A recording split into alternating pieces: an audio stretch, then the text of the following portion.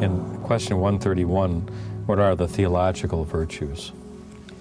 The theological virtues are faith, hope, and charity. They are called theological because they refer us directly to God. Theos, from the Greek for God. They refer us to God. These virtues, we receive them in our souls when we receive sanctifying grace. That is the life of God in us. First time at baptism. If a person were to lose the grace of baptism, the sanctifying grace, the dwelling of God in us, the person repents. If the person repents and gets forgiveness, then sanctifying grace comes back together with all the other gifts. So the theological virtues are those virtues that link us directly to God: faith, hope, and charity.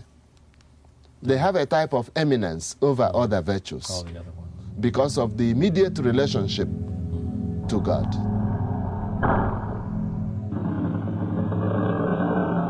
And then the first of those is 132.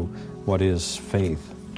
Faith, as used in this context, is that supernatural virtue by which we firmly believe all the truths that God has revealed, because God has revealed them. By faith, therefore, I accept what God has said, because God has said it. Not because I got a proof, not because I worked it out all myself, not because I read many books, but because God has said it. For example, there are 3 persons in one God. I know that because God told us so. Jesus, the Son of God, revealed it to us. After consecration, bread and wine are no longer there. They are body and blood of Christ. I know that. I hold it for certain. Not because I can prove it mathematically, but because Christ has said so. Faith. By that virtue, therefore, we cling to God. We give our intellect and our will to God. It is, in a way, intellectual obedience to God who reveals.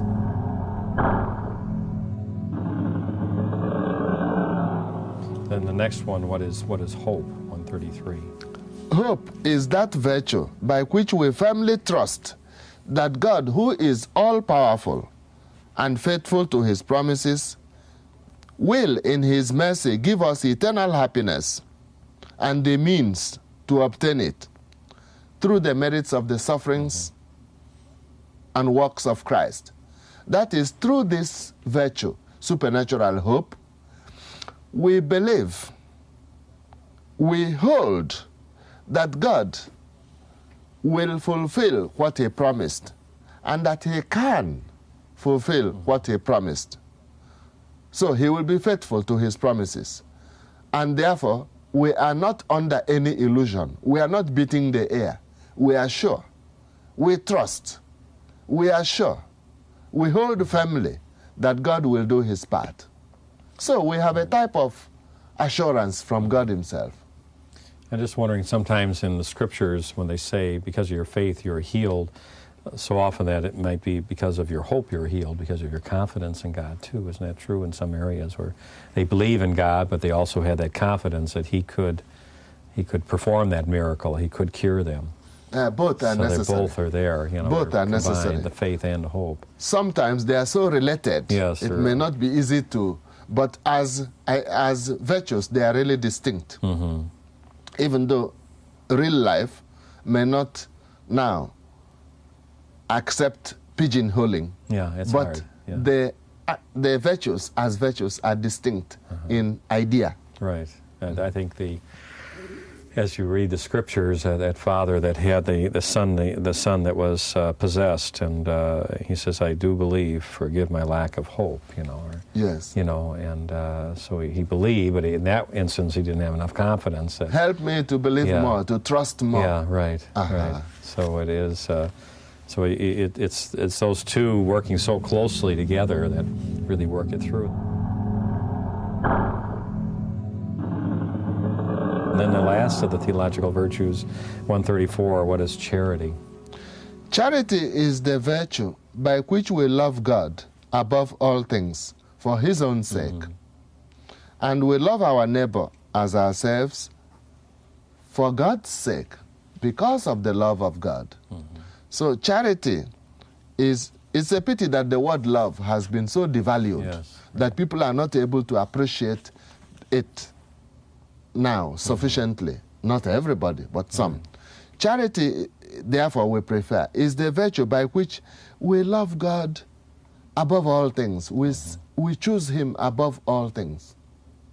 I think it's the greatest of the three, isn't it? Because even Paul said, but in the end, the one that will last will be charity is really the one that's going to go with us to heaven. That is true. Because in heaven, when we reach heaven, there will be no need for faith anymore. Right. Because we see God as he is. There will be no need to hope anymore because all our hopes are now realized. But love of God, that will continue. Yes. And Mother Teresa seems in the last few years since we've been videotaping her, we've been videotaping her since 1980, but in the last few years she's sort of been summarizing her life, and she said it must all start with prayer, but she says the fruit of prayer then, if it's genuine, is faith. We want to know more about God. And the fruit of faith then is love, and the fruit of love is service, and the fruit of service is peace. And so she's really gone through it. And this is her cycle of life, and when you really meditate on it, it's really profound and beautiful. There we are dealing with a person who is in the higher grades of union with God. Right. And we must listen to such people. That's right. She's not saying it because she read plenty of books. That's right. she lived it. I do not say she didn't read books, but she's giving us the fruit of her union with God for years, for decades. Right. She starts back and she says, first prayer, must start with prayer. And then you have that yearning to know God more, your faith, to grow in your faith and believing in God and believing in the teachings of the church. Yes. And then you love God so much, and if it's genuine love, you want to serve him and your neighbor. And then the fruit of it is peace. All that comes after all the other steps have been. We must all pray for these virtues. Yes. You can see immediately there are many people who they can write books and read books and so on, produce a book every Saturday, but these virtues don't shine out very much in some of them. Every one of us must pray that these virtues may be shining in us. Yeah, I think when you think of the seeds of charity that you can plant in your daily life, and I know Karl Lubrick in Folklore really places such a tremendous emphasis on charity, living charity and unity. She combines these two virtues in such a beautiful way, and she's built her whole spirituality on that. No doubt. And then when you think of hope, another word, I guess, for hope would be confidence and trust in God. Yes. And the devotion of our Lord and Sister Faustina, Divine Mercy, Jesus, I trust in you, is underneath that picture of divine mercy. And it's such when you really think of the power of trust and how we don't trust in God, but we trust in the world today so easily. Yes. So many works of divine providence throughout history. Many saints have given us examples of total trust in God. From the days of Abraham, who was promised that his children would be as many as the stars of heaven and as many as the sands on the seashore. And all of them would be proceeding from his son Isaac. And then God turned around and said, go and offer Isaac to me in a Holocaust. Incredible. Yeah. Abraham believed and trusted and loved. Were there. That's right. All three were working in his life. That's right. We want to be children of Abraham, our father in faith. When you think of that part in Hebrews where he talks about Abraham and Noah and Moses and Gideon and all of the saints or the patriarchs of old that had that incredible faith, hope, and love, and all the good that God worked through them, even in the Old Testament times. much of questioning in religious matters today could be answered if the individual had more faith and Yes. trust Right. and love. Theological research must continue.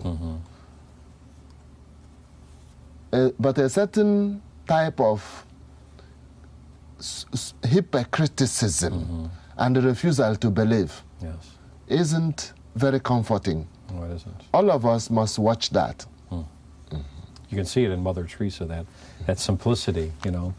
I said to her, I asked her one question, I said, Mother, why do you like the miraculous medal and you give it out so much, and why do you have such a fervor for it? She says, because Mary likes it. It's as simple as that, because Mary likes it. You know, Our Lady works through that medal in a powerful way, and she didn't have to know anything more. She just knew the history of the miraculous medal, and now this is why Mother Teresa hands out the miraculous medal to everyone she meets. And, When you think of these three virtues, which are so basic, yes.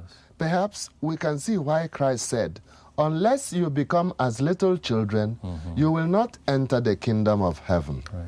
The one who believes and trusts and loves is in a way like a little child. Right.